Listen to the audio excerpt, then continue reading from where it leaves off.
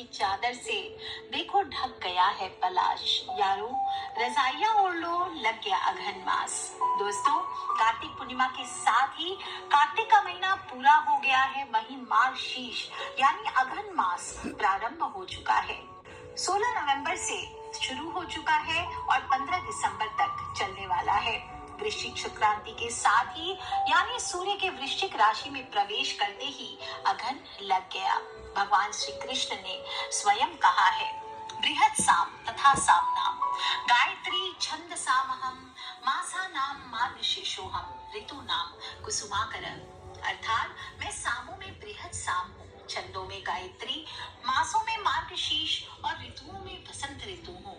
इस श्लोक के माध्यम से श्री कृष्ण भगवान ने स्वयं को मार्गशीर्ष का महीना बताया है और ऐसा मानना चाहिए कि मार्गशीर्ष स्वयं भगवान श्री कृष्ण का रूप है और इसी भाव से इस माह में आपको कृष्ण भगवान का पूजन यानी कृष्ण पूजनम करिष्यामि, इस भाव से कृष्ण पूजन करना चाहिए। श्री कृष्ण भगवान का प्रिय महीना है तो जमुना मैया भी श्री कृष्ण भगवान को बहुत प्रिय है। अतः इस माह में जमुना मैया में स्नान करके आपको दान करना, सूर्य की पूजा करना, ये जरूर करना चाहिए। इससे आपकी कुंडली के ग्रहों के बहुत तरह के दोष खत्म होते हैं। विशेष रूप से अघन का गुरुवार अपने आप में बहुत बहुत खास माना जाता है।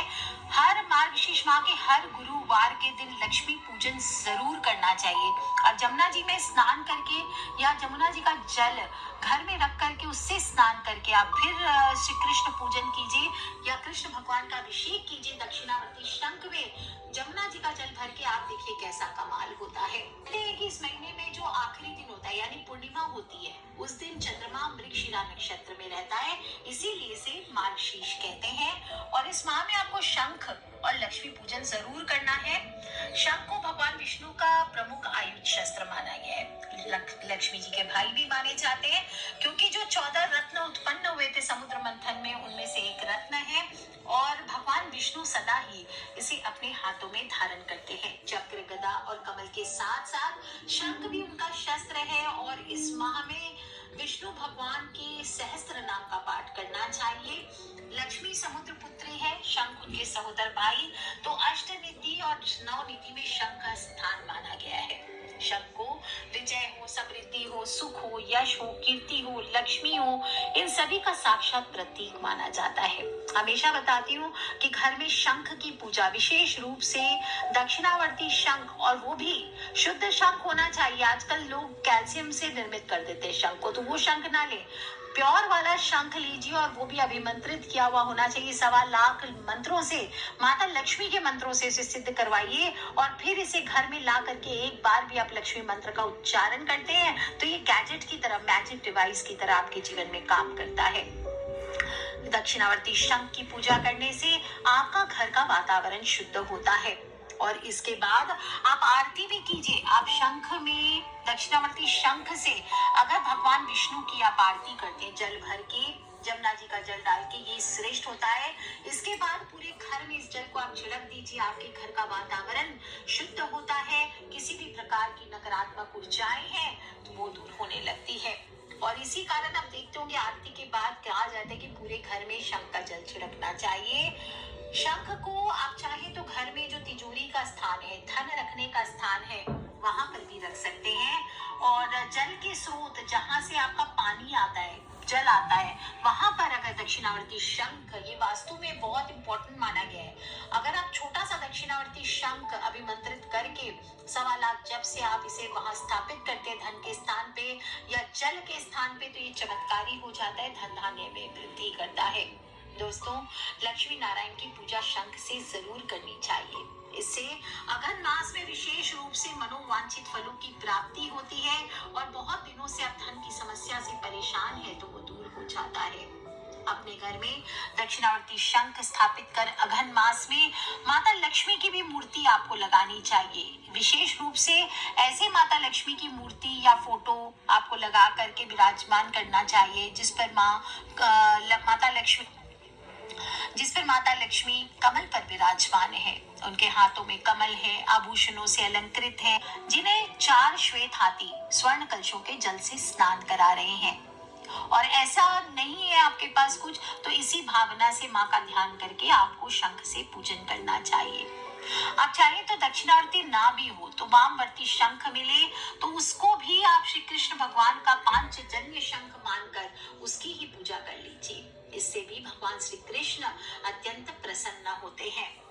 इस माह में आपको देवी लक्ष्मी की पूजा जरूर करनी चाहिए। शंख के साथ साथ लक्ष्मी पूजन करने से कहते हैं कि आपका पूरा घर पवित्र हो जाता है। और विशेष रूप से अभिमंत्रित शंख से अगर आप लक्ष्मी माँ का रूप मान करके उसकी पूजन करते हैं, केसर मिले जल से या श्रीमन नारायण का ध्यान करते हुए दक्षिणावर्ती शंख से आप घर में अभिषेक करते देवी देवताओं का, तो इससे घर में बरकत आती है। आपको चाहिए कि केसर मिले जल से लक्ष्मी नारायण का अभिषेक करें। और अगर धन की समस्या ज्यादा है या धन का बिल्कुल अभाव ही है ही नहीं, तो जल भरे शंख से भगवान की आरती उतारने के बाद आप तिजोरी में इस जल का छिड़काव कीजिए। दोस्तों, शंख पूजन कैसे करते बताती रही हूँ आपको। दशोपचार पूजन करना चाहिए। कुमकुम चावल आदि से पूजन कर लीजिए। शंख के अंदर आपको पीले चावल भर के रखने चाहिए। चावलों को हल्दी से या पीले रंग से पीला कर लीजिए। इसके बाद शंख में चावल भरें, उसको एक गुलाबी रंग के रेशमी वस्त्र पे या पीले रंग के रेशमी वस्त्र पे स्थापित करें और फिर उस पे कुमकुम चावल आदि से पूजन करना चाहिए। ओम महालक्ष्मी नमः, ओम श्री ह्रीं श्रीं कमले कमलालय प्रसीद प्रसीद श्रीं ह्रीं श्रीं ओम महालक्ष्मी नमः, इस मंत्र का जाप करना चाहिए।